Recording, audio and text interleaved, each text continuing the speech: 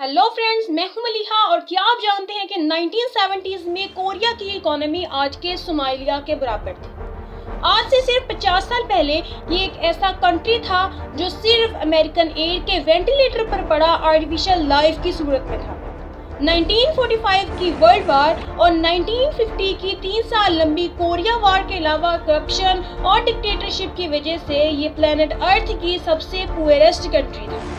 फिर ऐसा क्या हुआ कि सिर्फ 50 साल में ही ये कंट्री पुअरेस्ट कंट्री से दुनिया की 10th बिगेस्ट इकोनॉमी बन गया, जबकि साउथ ईस्ट एशिया की दूसरी बड़ी इकोनॉमी। ये कहानी शुरू होती है 1945 में, जब सेकेंड वर्ल्ड वॉर में जापान, जर्मनी और उनके एलाइज को शिकस्त का सामना करना पड़ा और उन्होंने ऑफिशियली सरेंडर कर दिया। और कोरिया जो जापानीज कॉलोनाइजेशन से आज़ाद हो गया था, तब याद रहे कि नॉर्थ कोरिया और साउथ कोरिया को एक ही कंट्री के तौर पर आज़ाद किया गया, मगर इन्हें कुछ वक्त के लिए इंटरनेशनल ट्रस्टीशिप में रखा गया ताकि ये अपने पांव पर खड़ा हो सके। और इसीलिए सदर्न कोरिया को अमेरिकन रूल में रखा गया और नॉर्दर्न कोरिया को सोवियत यूनियन के अंदर। और इस वक्त ये डिवीजन सिर्फ 5 साल के लिए थी और यही तय किया गया था कि 5 साल की ट्रस्टीशिप खत्म होगी तो इन दोनों को यूनिफाइड कोरिया के तौर पर आज़ाद कर दिया जाएगा। मगर इसी दौरान सोवियत यूनियन और अमेरिका में कोल्ड वार शुरू हो गई, जिसकी वजह से इन दोनों हिस्सों को यूनिफाई करना और ज़्यादा मुश्किल हो गया। जब यूएस और सोवियत यूनियन किसी एक मंसूबे पर मुत्तफिक ना हुए तो यूएस ऑक्युपाइड रीजन में ही इलेक्शन करवाए गए, जिसके नतीजे में री सेगमेंट ने इलेक्शन जीता और सदर्न कोरिया को रिपब्लिक ऑफ कोरिया के नाम से एक नया मुल्क बना दिया गया। जबकि सोवियत यूनियन के अंदर नॉर्दर्न पार्ट में किम संग ने लीडर की पोजीशन संभाली और 9 सितंबर 1948 को Democratic People's Republic of Korea के नाम से एक अलग मुल्क बना जो डिक्टेटरशिप के अंदर चला गया। और सबसे बड़ी बात तो ये थी कि ये दोनों सुप्रीम लीडर्स खुद को पूरे के पूरे कोरिया का लीडर कहते थे और इसी दौरान साउथ कोरिया का यूनाइटेड स्टेट ने साथ दिया, जबकि नॉर्थ कोरिया सोवियत यूनियन का एलाई बन गया। और सिर्फ 1.5 साल बाद ही कुछ ऐसा हुआ जिसने इन दोनों कंट्रीज को तबाही के दाने तक पहुंचा दिया। दरअसल जैसे कि मैंने पहले बताया कि साउथ कोरिया के लीडर सेंगमिन री और नॉर्थ कोरिया के डिक्टेटर लीडर किम संग खुद को पूरे कोरिया का लीडर होने का दावा करते थे और इसी दावे को हकीकत बनाने के लिए नॉर्थ कोरिया ने साउथ कोरिया पर 25 जून 1950 में हमला कर दिया ताकि वो पूरे कोरिया को यूनिफाई कर सके अंडर डिक्टेटरशिप, और इसी को कोरियन वार कहा जाता है। ये जंग 1950 से 1953 तक चली, जिसमें कोरिया यूनिफाई तो नहीं हो सका, मगर पहले से ही गुर्बत और पिसमानदगी में डूबा हुआ मुल्क और अंधेरों में डूब गया। इस बात का अंदाजा इस चीज से लगाया जा सकता है कि इस जंग में 2.5 मिलियन यानी 25 लाख लोग मारे गए और शहर कस्बे मलबे का ढेर बन गए। मगर इससे भी बड़ा मसला था इस मुल्क को डेमोक्रेसी पर लाना। दरअसल माजी के कॉन्फ्यूशियन सोशल ऑर्डर या फिर जापानीज रूल और मुल्क की तकसीम और इन सब की वजह से लोगों के ज़हनों में एक किस्म की डिक्टेटरशिप टाइप की हुकूमत का तस्वर था। इसीलिए यहाँ पर पहले वजीर आजम सेंगमिन री ऐसे लोगों से घिरे हुए थे जो इनका हर हुक्म मानने के लिए तैयार थे और इसी वजह से इन्हें किसी किस्म की कोई ऑपोजिशन बर्दाश्त नहीं करनी पड़ी। और इनके फॉलोअर्स करप्ट होने के साथ साथ फेवरेटिज्म और नेपोटिज्म को निहायत डिटाई से इस्तेमाल करते थे। मतलब एक नाम की डेमोक्रेसी में वही सदियों से चली आ रही बादशाहत जैसा हाल था और लोग भी इलेक्टेड प्रेसिडेंट का ऐसे ही अदब करते थे जैसे किसी बादशाह का किया जाता है। इसी दौरान आर्मी ने पॉलिटिक्स में दखल अंदाजी शुरू कर दी और इसका नतीजा ये निकला कि 1961 में कोरिया की नेशनल असेंबली को खत्म करके वहां पर मार्शल लॉ नाफिज कर दिया गया और मुल्क जनरल पार्क के अंडर मार्शल लॉ में चला गया। और 1963 तक डिक्टेटरशिप चलती रही। इसके बाद भी हालात ठीक होने की बजाय और ज्यादा खराब हो गए, क्योंकि डिक्टेटरशिप में जो जनरल्स मुल्क पर हुकूमत कर रहे थे उसके बाद वही पॉलिटिशियन बन गए और कोरिया पर छाई हुई स्याह रात का अंधेरा मजीद बढ़ने लगा। इसी दौरान इलेक्शन करवाए गए, जिसके नतीजे पर साफ नजर आ रहा था कि ये इलेक्शन धांधली से भरे हुए हैं और पुलिस इस धांधली में हुकूमत की आला कार थी। सिर्फ इलेक्शन में ही धांधली नहीं बल्कि डेमोक्रेसी के रिवाइवल के लिए जितनी भी कोशिशें की जाती, इनको कुचलने के लिए भी गवर्नमेंट पुलिस का ही इस्तेमाल करती। 1986 में जब कंट्री जनरल चंग के अंदर डिक्टेटरशिप में था, तब पब्लिक डिमांड पर आकर इलेक्शन कंडक्ट करवाए गए और इसी में एक नए प्रेसिडेंट इलेक्ट हुए और नया कॉन्स्टिट्यूशन भी बना और इसी तरह से इस मुल्क में बिल आखिर डेमोक्रेसी का रिवाइवल हुआ।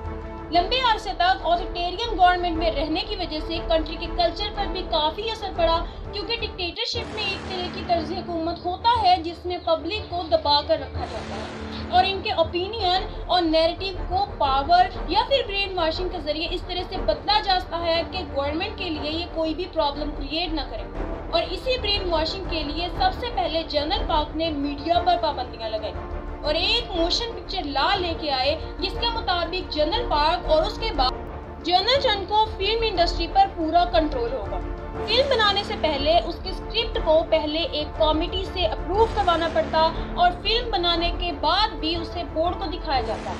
अगर फिल्म गवर्नमेंट के क्राइटेरिया पर पूरा उतरती तो फिर ही इसे सिनेमास में दिखाने की इजाज़त मिलती।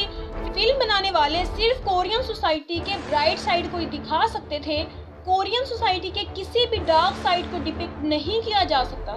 गवर्नमेंट के खिलाफ तो किसी बात का सवाल ही पैदा नहीं होता था। इसके अलावा नॉर्थ कोरिया का किसी भी किस्म का सॉफ्ट इमेज दिखाने की कतई इजाज़त नहीं थी। इस चीज़ का अंदाज़ा लगाने के लिए ये मिसाल काफ़ी है कि फिल्म एमलेस बुलेट को थिएटर से सिर्फ इसलिए निकाल दिया गया कि इसमें एक फिक्रा था लेट्स गो और इसे ऐसे इंटरप्रेट किया गया जैसे कहा गया हो लेट्स गो टू नॉर्थ। इसके अलावा फिल्म 7 वीमेन प्रिजनर्स के डायरेक्टर ली मोन हू को इसलिए अरेस्ट कर लिया गया कि इसने नॉर्थ कोरियन आर्मी को कूल और गुड दिखाया, मगर इसे इस वादे पर छोड़ा गया कि वो एंटी कम्युनिस्ट आइडल्स पर एक फिल्म बनाएगा। इसीलिए इसने सोल्जर विदाउट सर्विस नंबर बनाई, मगर इसे फिर से अरेस्ट कर लिया गया।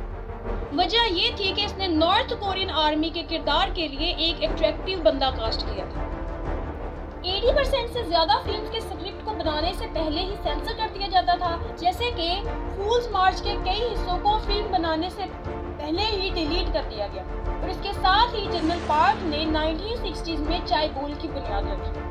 बेसिकली ये किस्म की बड़ी बड़ी फर्म्स होती हैं जिसने एक ही खानदान के लोगों को मैनेजमेंट हाईएस्ट पोजीशन पर रखा जाता है, तो ये कारोबार एक ही फैमिली के कंट्रोल में रहता है। और इन चाय बोल्स की मिसालों में सैमसंग, एलजी और हुंडई कुछ अहम है। इन फैमिली बिजनेसेस को दरअसल 1960s में जंग के बाद इकोनॉमी को दोबारा से बिल्ड करने के लिए बनाया गया था और इन्हें कंपनीज ने कोरिया की सबसे बड़ी एक्सपोर्ट प्रोडक्ट तैयार की, जिसमें सैमसंग के मोबाइल फोन, एलजी के होम अप्लायंसेज और हुंडई की गाड़ियां काबिले जिक्र हैं। मगर जब 1987 में डेमोक्रेसी की राहें हमवार हुई तो फिर हालात कुछ बेहतर होने लगे। कंट्री को ग्रो करवाने के लिए इंडस्ट्रियलाइजेशन की गई और जब एक्सपोर्ट की बात आई तो एक बहुत दिलचस्प वाक़या भी काफ़ी मशहूर है कि 1994 में कोरिया के presidential advisory board of science and technology ने प्रेसिडेंट किम योंग सम को एक प्रेजेंटेशन में बताया कि हॉलीवुड की ब्लॉकबस्टर फिल्म जुरासिक पार्क ने इतना मुनाफा कमाया है जितना 15 लाख हुंडई कार्स बेचकर कमाया जाता है, तो फिर क्यों ना गाड़ियों, मोबाइल फोन और होम अप्लायंसेस के साथ साथ कोरियन कल्चर को भी बेचा जाए। फिर इसी ख्याल को मद्देनजर रखते हुए सियोल ने कल्चरल इंडस्ट्री को इकोनॉमिक स्ट्रेटजीज के तौर पर पेश किया। फिर इसी चीज़ का फ़ायदा उन्होंने पब्लिक डिप्लोमेसी में उठाया। इसके बाद 1998 में किम डे जंग ने हालियो इंडस्ट्री का ऐलान किया। हालियो एक कोरियन वर्ड है जिसका मतलब है कोरियन वेव। इस इंडस्ट्री की फंडिंग 1998 में $14 मिलियन से बढ़कर 2001 में $84 मिलियन कर दी गई। मीडिया इंडस्ट्री से सारी पाबंदियां उठा दी गई और हर तरह के टॉपिक्स पर फिल्म बनाना और इसे दिखाना अलाउ कर दिया गया और ऐसे बहुत सारे लॉज बनाए गए जो कल्चरल इंडस्ट्री को बूस्ट करने में हेल्प करते थे, जिनमें 1999 के basic law for cultural industry और 2001 का online digital content industry act काबिले जिक्र है। इसके बाद आने वाली सारी गवर्नमेंट्स ने कल्चरल इंडस्ट्री की सॉफ्ट पावर को बढ़ाने और नेशनल ब्रांडिंग के तौर पर इस्तेमाल किया और इसमें फिल्म इंडस्ट्री के रोल की वजह से ब्यूटी प्रोडक्ट और फैशन कोरिया की बड़ी एक्सपोर्ट्स बन गई।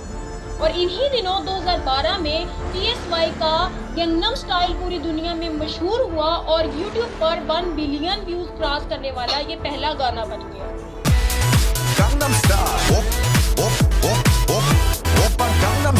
इसके बाद स्क्विड गेम जो नेटफ्लिक्स का सबसे ज्यादा देखा जाने वाला शो है, मगर सिर्फ यही नहीं, K-पॉप भी आज दुनिया में अपनी धाक बिठा चुका है। इसकी वजह से ना सिर्फ कोरियन कल्चर मशहूर हुआ है बल्कि कोरिया की एक्सपोर्ट पर भी खासा असर पड़ा है। और इसकी कुछ वजह कोरिया का बॉय बैंड BTS है, जो 7 लड़कों का ग्रुप है और इनके फैन खुद को BTS आर्मी कहते हैं।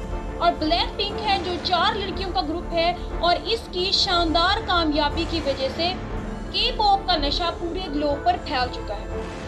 दरअसल K-पॉप की कामयाबी की वजह इनकी कैची मेलोडीज, खूबसूरत कोरियोग्राफी और फ्लॉलेस ग्रुप एक्टिविटीज होती है। K-पॉप के अलावा K-ड्रामास पर भी पूरे प्लेनेट अर्थ का क्रेज है।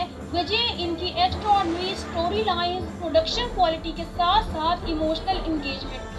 इन ड्रामास में व्यूअर्स खुद को इन कैरेक्टर के साथ रिलेट कर पाते हैं। इसके अलावा कल्चर को ऐसे पोर्ट्रे किया जाता है कि सामने वाले को वो अपील करता है। और अगर बात फिल्म की जाए तो पैरासाइट वो पहली नॉन इंग्लिश फिल्म है जो ऑस्कर अवार्ड जीती।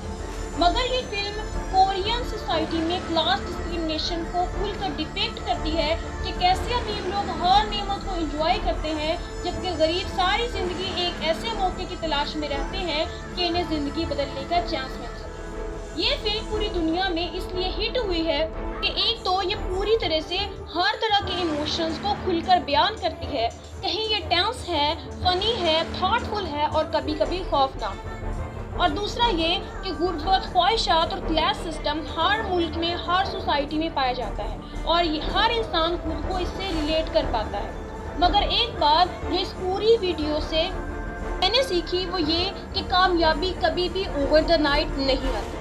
हमेशा आपको प्राइवेट में मेहनत करनी पड़ती है, मगर आफ्टर लॉन्ग स्ट्रगल दुनिया आपकी कामयाबी को एम्ब्रेस करके तालियां बजाने आपके साथ आ खड़ी होती है। आपके ख्याल में हम अपने कंट्री, चाहे आप पाकिस्तान से हो या इंडिया से, उसको आगे ले जाने के लिए कोरिया से क्या सीख ले सकते हैं? कमेंट सेक्शन आपके ओपिनियन का इंतज़ार कर रहा है, जवाब ज़रूर देना। और अगर इस वीडियो से कुछ भी नया सीखा तो लाइक करके जाना, चैनल को सब्सक्राइब करना ताकि आने वाली इस तरह की थॉटफुल वीडियो मिस ना कर दो। अल्लाह।